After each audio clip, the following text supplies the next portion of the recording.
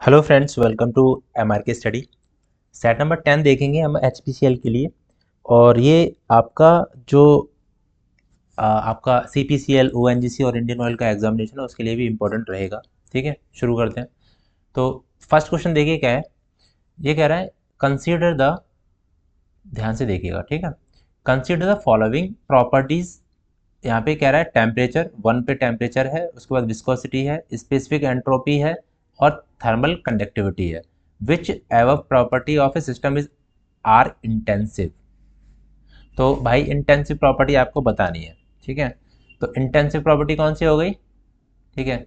यहाँ पे आंसर अपना कौन सा हो जाएगा, देखो टेम्परेचर विस्कोसिटी हमारा हो जाएगा 1 2 3 4, ठीक है। डी आंसर हमारा हो जाएगा। अब देखो यहाँ पे मैंने आपको बताया था property of the system, all the measurable characteristic of the system called thermodynamic property. It is talk about condition of the system. ये कंडीशन बता दी है, सिस्टम की कंडीशन को बताता है, ठीक है। और यहाँ पे हम बात करेंगे एक्सटेंसिव प्रॉपर्टी की, तो मास पे इंडिपेंडेंट, मतलब डिपेंड होती है मास पे, जैसे volume, mass and energy all type की, जैसे काइनेटिक एनर्जी या इंटरनल एनर्जी, सब सभी प्रकार की एनर्जी होगी, वो आपकी एक्सटेंसिव प्रॉपर्टी होगी। यहाँ पे हाँ, एक मिनट रुकना। यहाँ पे देखो वॉल्यूम हो गया, मास हो गया, energy, enthalpy, internal energy, entropy, ठीक है। ये हो गए तुम्हारे एक्सटेंसिव प्रॉपर्टी। और यहाँ पे अगर हम मास को इंक्रीज करेंगे, ठीक है, मास को अगर इंक्रीज करेंगे तो हमारी एक्सटेंसिव प्रॉपर्टी की वैल्यू भी इंक्रीज होगी। ये मैं करा चुका हूँ सारी चीज़ें। Intensive property independent of mass, मतलब मास पे डिपेंड नहीं होती है। For example pressure, temperature, thermal conductivity, viscosity, density, specific enthalpy, specific entropy. अगर स्पेसिफिक जुड़ जाए तो समझ लेना कि सारी वो इंटेंसिव प्रॉपर्टी होगी। ये मैंने एग्जाम्पल बता चुका हूँ। आप मेरा प्रॉपर्टी ऑफ एक्सटेंसिव प्रॉपर्टी या इंटेंसिव प्रॉपर्टी डाल के बाई एम आर की स्टडी लिखोगे तो आपको पूरा वीडियो मिल जाएगा, ठीक है। यहाँ पे नेक्स्ट क्वेश्चन देखेंगे। नेक्स्ट क्वेश्चन क्या है, सेकंड नंबर का question. Match the following, match the following close system, open system, pump, turbine, nozzle. देखेंगे भाई। तो क्लोज सिस्टम जो होता है, increase in static pressure, increase in kinetic energy, heat, mass, work and interactive या heat and work interactive और delivers work. तो हमारा देखो क्लोज सिस्टम होगा, वो हमारा देखो यहाँ पे ना मैं ए बी सी डाल रहा हूँ, ठीक है। ए है, ए बी है, सी है, ठीक है।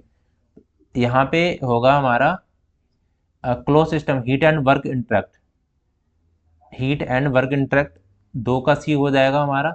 ओपन सिस्टम मतलब heat, mass and work interact, तो हमारा कौन सा आंसर हो जाएगा यहाँ पे, एक का डी, दो का सी, तीन का ए, तीन का पंप मतलब increase in static pressure and चार का ई, जैसे हमारा हो जाएगा डिलीवर वर्क, और पाँच का बी हो जाएगा हमारा इंक्रीज इन काइनेटिक एनर्जी, ठीक है। इस तरीके से ये हो जाएगा। आगे देखते हैं। Pressure, pressure of a one one atmospheric is equivalent to, तो हमारा कौन सा हो जाएगा आंसर इसमें, 0.101325 मेगा पास्कल, ठीक है। यहाँ की सारी यूनिट लिख दे रहा हूँ मैं। 1 atm प्रेशर जो होता है, वन वन एटीएम, ध्यान से देखिएगा, यहाँ से क्वेश्चन आ सकता है कोई भी, ठीक है। एटीएम प्रेशर इक्वल टू, मैं लिख रहा हूँ सारी चीज़ें, सारे वैल्यू लिखकर, 101,325 पास्कल होता है, 1.01325 बार होता है, 760 ऑफ एच जी होता है, 760 टोर होता है। टोर प्रेशर की यूनिट है, ठीक है। Pressure torr is equal to 1 of H G, मतलब एच जी होता है मरकरी, ठीक है। 0.101325 पास्कल, और यहाँ पे 14.6959 पाउंड फर्स मतलब पी एस आई, ये होता है पाउंड फोर्स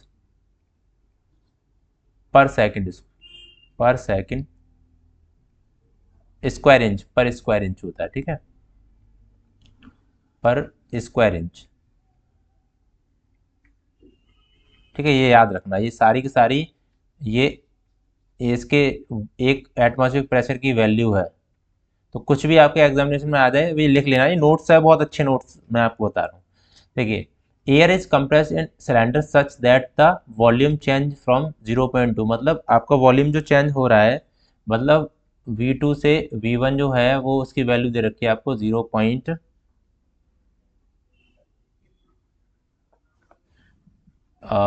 यहाँ पे दे रखा है 0.02 माइनस 0.2, ठीक है। द इनिशियल प्रेशर जो दे रखा है, प्रेशर जो है P इजिकल टू आपको दे रखा है 200 किलो पास्कल। तो यहाँ पे हमारा क्या है, air is compress cycle such as that the volume change. तो आपको वर्क निकालना है, ठीक है। तो वर्क जो निकालोगे आप, पी डी भी होता है 200, 0.02 माइनस 0.2, ठीक है। 200 इंटू जे, इसमें से माइनस करोगे तो आपका कितना आएगा 0.18, ठीक है। इसको गुणा करोगे तो माइनस का 36 आपका आंसर आ जाएगा। 36 किलो जूल आंसर हो गया। आगे देखिए, in power plant the efficiency of the electric generator boiler plant are. तो what is the overall efficiency आपको बतानी है, ठीक है। देखो यहाँ पे लिख लेते हैं।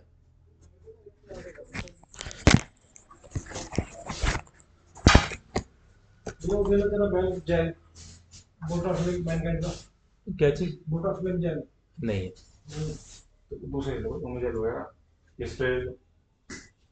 ओमनी जेल ही है मेरे पास अभी। स्प्रे है, स्प्रे मुंह का।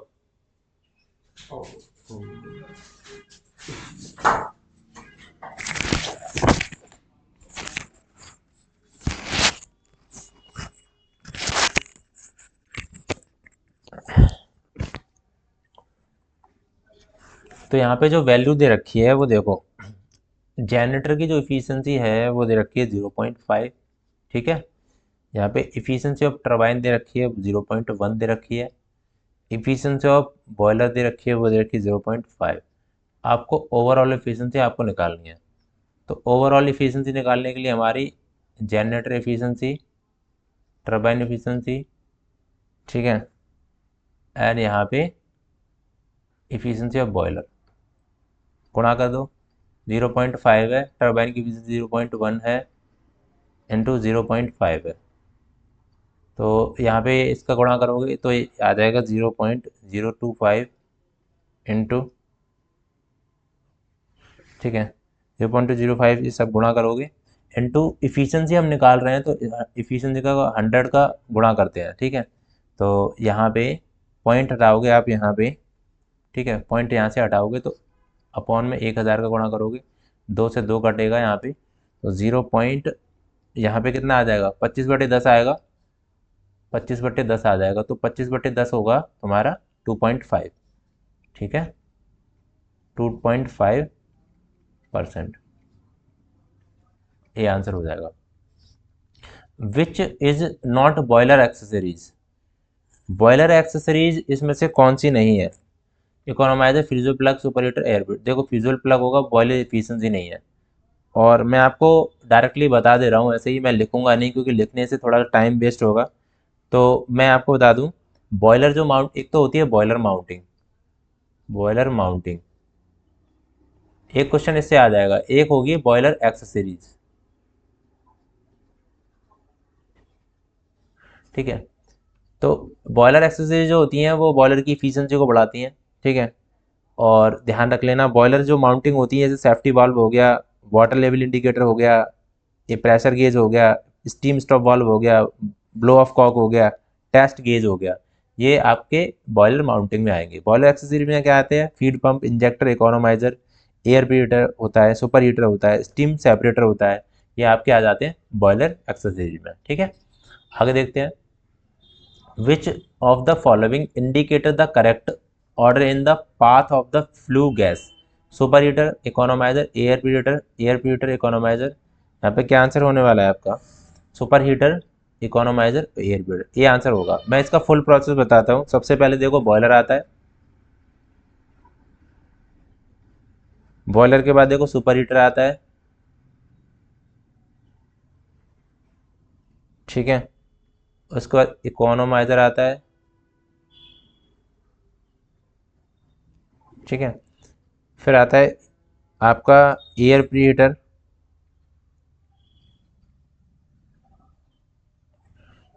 फिर आता है आपका आईडी फैन, फिर आता है आपका चिमनी। ठीक है, इस तरीके से आपको पूरा याद करना है। तो देखो हमारा जो प्रोसेस है, सुपर हीटर, इकोनोमाइजर और एयर प्रीहीटर, ये वाला दे रखा है। आगे देखते हैं। Liquefied petroleum gas is mixture of propane और ब्यूटेन का होता है। देखिए क्वेश्चन नंबर 9 देखेंगे। If the enthalpy of the moving blade and fix blade of system turbine is 20 kilojoule पर किलोग्राम एंड 30 किलोजूल पर किलोग्राम है। ठीक है, तो हमारा क्या कह रहा है, degree of freedom, degree of reaction. तो डिग्री ऑफ रिएक्शन जो होता है, heat drop in moving blade होता है, heat drop in moving blade, heat drop in moving blade, heat drop stage, ये फॉर्मूला होता है। ठीक है, तो मूविंग ब्लेड पे हीट ड्रॉप जो होगा वो 20 होगा, और ये टोटल कर देंगे 20 प्लस 30, स्टेज जो होता है वो होगा तुम्हारा 50। तो 20/50 हमारा निकलेगा 0.4 इंटू, यहाँ पे आपको 100 से गुणा करना पड़ेगा डिग्री ऑफ रिएक्शन से। ठीक है, तो हमारा 40% है, हमारी निकल जाएगी। आगे देखते हैं। On A psychrometric chart what does a vertical down line in represent. Psychrometric chart में जो ये लाइन होती है, ठीक है, वर्टिकल डाउनवर्ड लाइन, ये कौन सी होती है, ये डीवीटी लाइन होती है। तो ये लाइन जो है वो क्या होगी, ड्यूमिडिफिकेशन। ठीक है, सी होगी ये वाली लाइन। आगे देखिए, साइक्रोमेट्रिक चार्ट करा चुका हूं मैं आपको। What is the critical radius of insulation for spherical equal to, spherical के लिए क्या हो जाएगा भाई, 2K/H होती है, 2K/H इंपॉर्टेंट है, यहाँ पे लिख दे रहा हूँ मैं।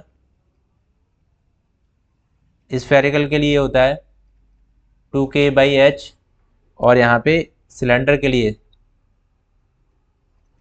K/H। ये दोनों इंपॉर्टेंट क्वेश्चन है, बहुत बार एग्जामिनेशन में पूछे गए हैं, और याद कर लेना इनको। यहाँ पे कह रहा है consider the following facts about thermal diffusivity, it is unit per metre square per second square, metre square per second square. It is the relation of K, rho and Cp depends upon temperature of this, which is correct. तो क्या होगा भाई, यहाँ पे D option हो जाएगा। तो thermal diffusivity जो होती है,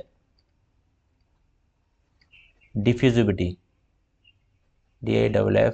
DIFFUSIVITY, इसका फॉर्मूला जो होता है वो alpha equal to K/ρ Cp होता है। ठीक है, ये याद कर लेना,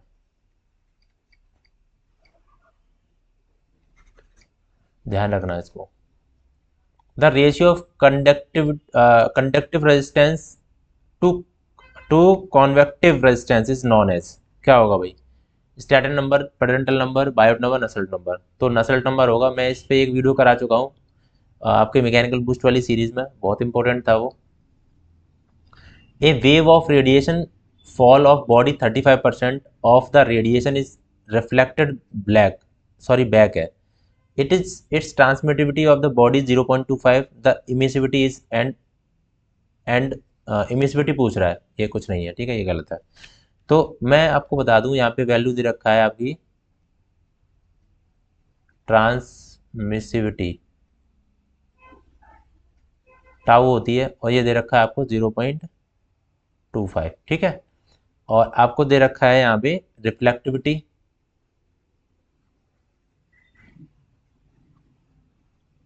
रिफ्लेक्टिविटी जो दे रखा है वो दे रखी है बीटा, यहाँ पे दे रखा है 0.35, ये देखा हुआ 35, इसको परसेंट में चेंज कर दिया। वैसे इक्वेशन जो होती है वो क्या होती है, alpha plus beta plus tau equal to 1।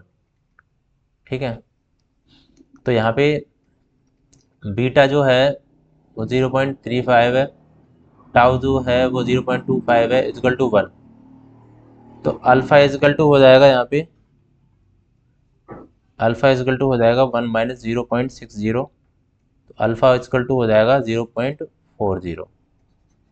ठीक है, 0.40 हमारा आंसर हो जाएगा सी ऑप्शन। आगे देखते हैं।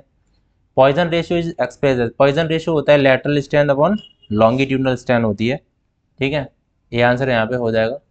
आगे देखते हैं, इसका आंसर आपको कमेंट बॉक्स में बताना है।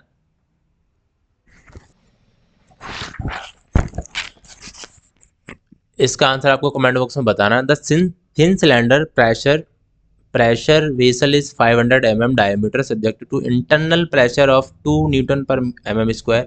If the thickness of the vessel is 20 mm, the hoop stress आपको निकालना है। क्या आंसर निकलेगा कमेंट बॉक्स में बताना। ठीक है, और हमारे टेलीग्राम को भी ज्वाइन कर लेना, वहाँ पे मैं पीडीएफ अपलोड करता हूँ और नोटिफिकेशन जो भी है वो सारी वहाँ पे अपलोड कर देता हूँ। हमारा एप्लीकेशन भी है, उसको भी आप डाउनलोड कर सकते हो। वहाँ पे सारे के सारा जो कोर्सेज है वो अवेलेबल है। ठीक है, मेरा नंबर दे रखा है, उस पर नंबर पे आप कॉल कर सकते हो अगर कोर्स से रिलेटेड कुछ जानकारी आपको चाहिए तो। ठीक है, thank you for watching this video.